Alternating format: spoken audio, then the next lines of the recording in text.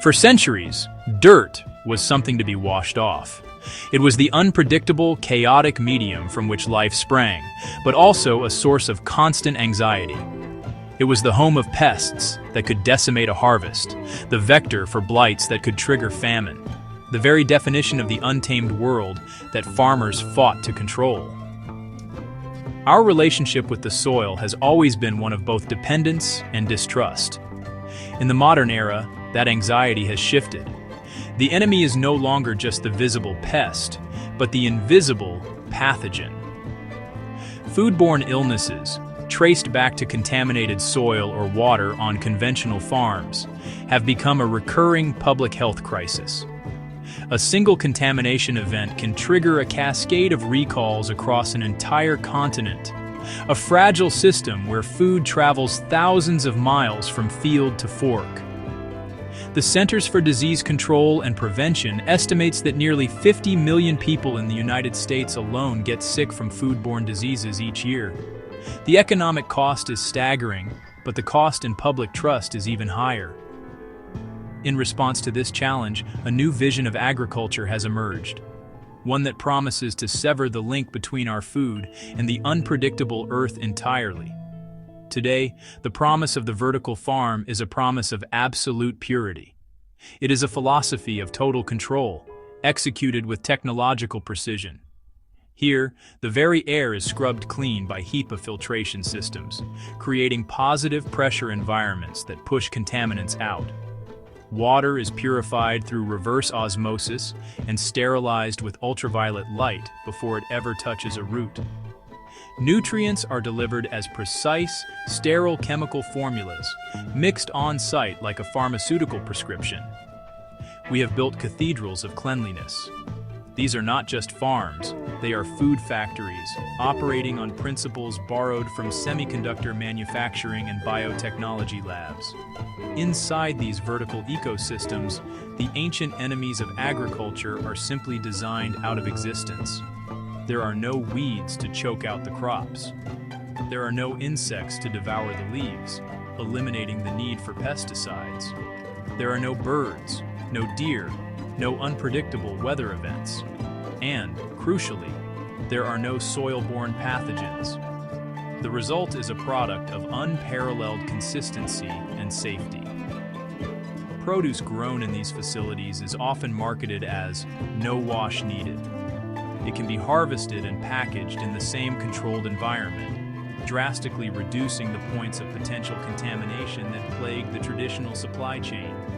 For hospitals, airlines, and consumers demanding the highest level of assurance, this represents the ultimate food safety standard.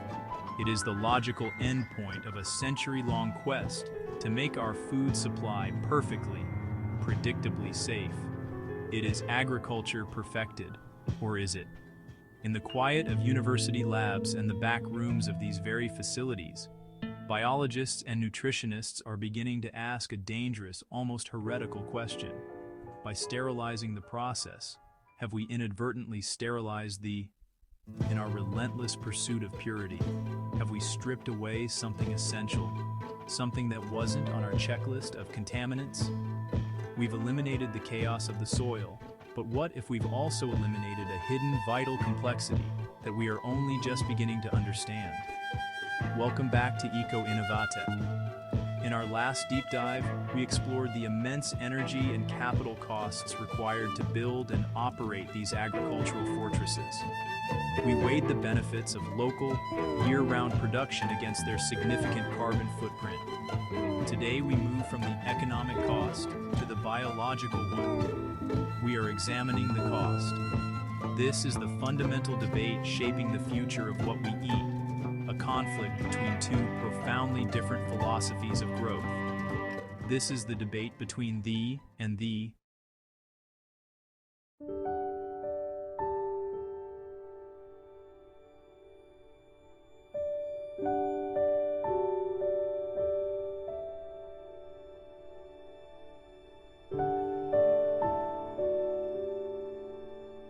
To truly understand the debate between soil and soilless farming, we have to go underground, into a hidden world of staggering complexity. We have to talk about the rhizosphere, the microscopic ecosystem surrounding a plant's roots. This isn't just dirt, it's a bustling subterranean city, teeming with billions of microorganisms. It's a world of constant negotiation, of trade, of life and death, all happening in the few millimeters of soil directly touching the root. In a vertical farm, we bypass this city entirely. We replace the organized chaos of the soil with engineered precision. We feed the plant exactly what it needs to thrive. We provide a carefully calibrated, sterile liquid cocktail of macronutrients: nitrogen for leaf growth, phosphorus for root and flower development, and potassium for overall plant health. The results are undeniable. The plant grows astonishingly fast. It looks perfect, uniform, and ready for market in record time. It is the picture of efficiency. But is it the picture of health? Because in the soil, the plant isn't just passively absorbing a pre-mixed meal. It's an active participant in a dynamic marketplace. It's a master negotiator. Through its roots, the plant exudes specific types of sugars, carbohydrates, and proteins, compounds called exudates. These aren't waste, they are invitations. They are custom-designed signals sent out to attract and cultivate specific species of bacteria and fungi. In essence, the plant is farming its own microbiome. It might, for example, release a particular sugar to attract nitrogen-fixing bacteria, which can convert atmospheric nitrogen into a form the plant can use, a service for which the bacteria are paid in energy-rich food. This is a transaction, a partnership refined over millions of years of coevolution, and it goes even further. The plant connects with vast, underground mycorrhizal fungal networks that can stretch for meters, even kilometers. Scientists have nicknamed this intricate network the Wood Wide Web. This fungal internet doesn't just act as a simple delivery service. It's a sophisticated trading platform.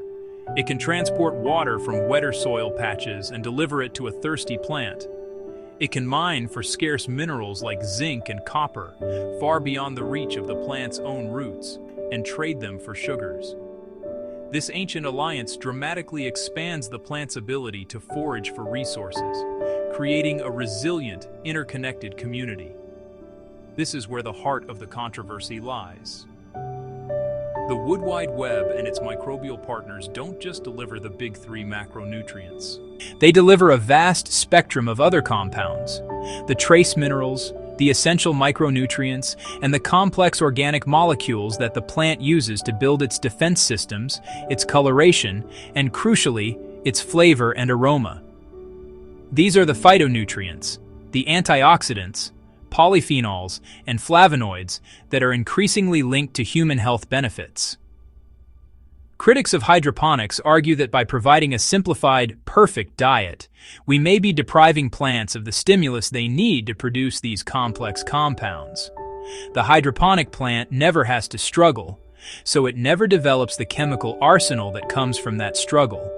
Studies have begun to explore this. Research published compared the chemical profiles of herbs and leafy greens grown in different systems. In some cases, soil-grown plants were found to contain a wider array and higher concentration of certain aromatic compounds and antioxidants. It's the difference between a musician playing a simple three-note chord and an orchestra playing a symphony. Both create music, but one has infinitely more depth, texture, and complexity. This is what chefs often describe as terroir in wine, the unique taste of a place imparted by the soil, the climate, and the life within it. The analogy often used is that of an elite athlete. A hydroponic plant is like a bodybuilder fed a precise diet of protein shakes, creatine, and vitamins. They grow big, their muscles are well-defined, and they look the part of peak physical fitness. They are optimized for a single metric: size. A soil-grown plant, by contrast, is like a wild athlete who has trained in a natural, unpredictable environment. They've run on uneven terrain, adapted to changing weather, and sourced their nutrition from a diverse whole food diet. They may not look as uniformly perfect, but their body has developed a different kind of strength, a deep systemic resilience, and a nutritional complexity that comes from adaptation. The hydroponic bodybuilder gets the protein, but misses out on the thousands of micronutrients and cofactors present in a varied natural diet. This nutritional disparity is what we call it's the potential difference between the food we have engineered for maximum yield and the food that nature has evolved for maximum resilience and richness. The critical question we must now ask is, how much does this gap matter? And can we engineer a way to close it?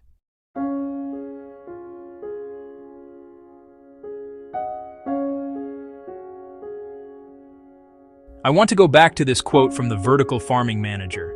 He says his plants don't face competition. They are pampered.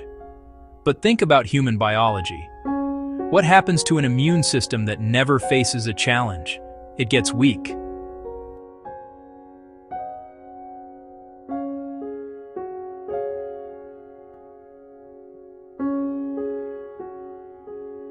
Plants produce defense compounds, polyphenols, flavonoids, when they are stressed. When a bug takes a bite or the sun gets too hot, the plant fights back by creating chemistry. Ironically, these defense compounds are often the exact antioxidants that are good for us when we eat them. By removing the stress, are we removing the health benefits? The sterile lab produces calories, but the living soil produces resilience.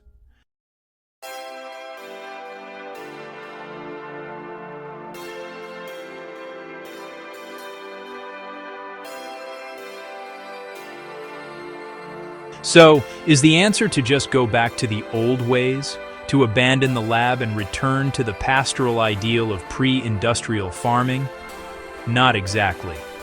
While those systems were built on an intimate cyclical understanding of nature, they were also defined by their limitations: backbreaking labor, vulnerability to blight, and yields that could barely sustain local populations, let alone a global one.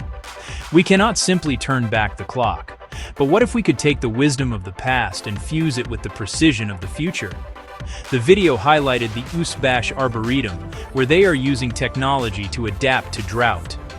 This isn't a step backward. It's the emergence of a compelling third path: regenerative agriculture. This philosophy doesn't see nature and technology as adversaries, but as powerful allies. It argues that the greatest gains are found not in replacing biology with sterile machinery, but in augmenting it with intelligent tools. At its heart, regenerative agriculture is guided by a few core principles, all designed to mimic the resilience of natural ecosystems. First, minimize soil disturbance. Instead of aggressive plowing that destroys soil structure and releases carbon, farmers use no-till or low-till methods, preserving the intricate underground architecture. Second, keep the soil covered at all times. Bare soil is vulnerable soil, prone to erosion by wind and water. Cover crops act as a living armor, protecting the ground, suppressing weeds, and feeding the microbial life within. Third, maximize biodiversity. Monocultures are fragile. By rotating diverse crops, planting multiple species together, and integrating livestock, farmers create a complex, resilient web of life that can better withstand pests and disease. Finally, maintain living roots in the soil for as long as possible. These roots are conduits of life, constantly pumping carbon in the form of sugars down into the soil to feed the vast microbial communities that are the true engines of fertility. These principles aren't new, but our ability to implement and perfect them at scale is.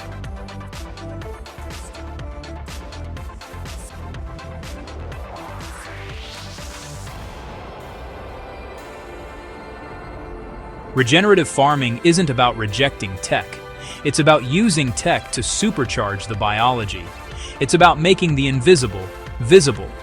We now have acoustic sensors that can listen to the subtle sounds of earthworms and other macrofauna, providing a real-time indicator of soil health. We have DNA sequencers that can be used right in the field, allowing a farmer to map the soil microbiome just like we map the human genome.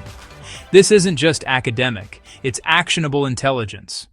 A farmer can see in a matter of hours if the beneficial fungi that help plants access nutrients are thriving, or if a pathogenic bacteria is gaining a foothold.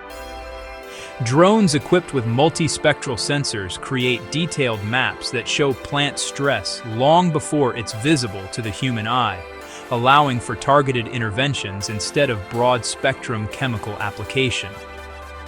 Instead of replacing nature with a lab, these farmers are using the lab to understand nature on its own terms. This data feeds into sophisticated farm management platforms, creating what experts call a soil health index.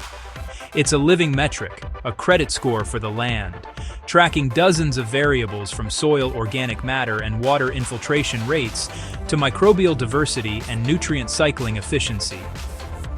For the first time, farmers have a dashboard that quantifies the health of their primary asset, the soil itself. They can run experiments, applying a new cover crop mix in one section and a biological amendment in another, and see the results not just in next season's yield, but in the long-term vitality of the land. This creates a powerful feedback loop, turning farming from a series of prescriptive actions into a dynamic, responsive conversation with the ecosystem. It empowers farmers to become what they truly are, ecosystem managers. The results are profound and they start from the ground up. This is a core sample from a long-term regenerative farm. Notice the structure. It's not dense and compacted, but aggregated, full of pores and channels created by roots and soil life. This structure is key. When we pour water on it, watch how quickly it's absorbed. A healthy soil biome, rich in organic matter, acts like a sponge. Studies show that for every 1% increase in soil organic matter, an acre of land can hold an additional 20,000 gallons of water. In an era of intensifying droughts and unpredictable rainfall, this is not just an environmental benefit. It's a powerful form of climate resilience and a direct economic advantage. The soil becomes a reservoir, holding water for crops when they need it most and dramatically reducing erosive runoff during heavy downpours. And it's not just a sponge for water, but for carbon. Through photosynthesis, plants pull carbon dioxide from the atmosphere. In a regenerative system, a significant portion of that carbon is channeled through the roots and sequestered deep in the soil by fungal and microbial networks, where it can remain stable for centuries.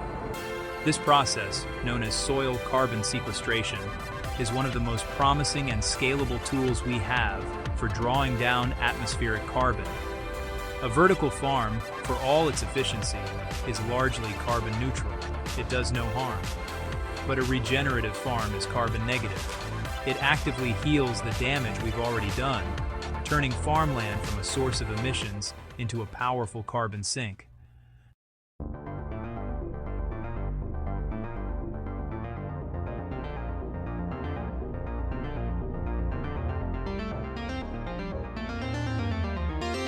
The industry is listening.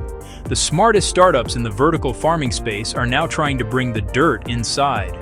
They are developing bioponics, systems that introduce beneficial bacteria and fungi into the sterile water. They are trying to replicate the complexity of the soil without the unpredictability of the weather.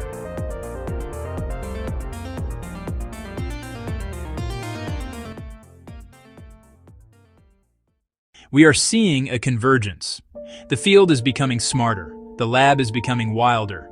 The goal is no longer just control. The goal is mimicry. Can we engineer a system that is as complex as a forest, but as productive as a factory? For now, the choice is yours. If you want consistency, purity, and zero pesticides, the sterile lab wins. It is the safest food supply chain in history. But if you want complexity, terroir, and a connection to the ecosystem, the living soil is undefeated. The future of eco-innovatech isn't about choosing one, it's about using the lab to feed the megacities and the soil to heal the planet. Thanks for watching.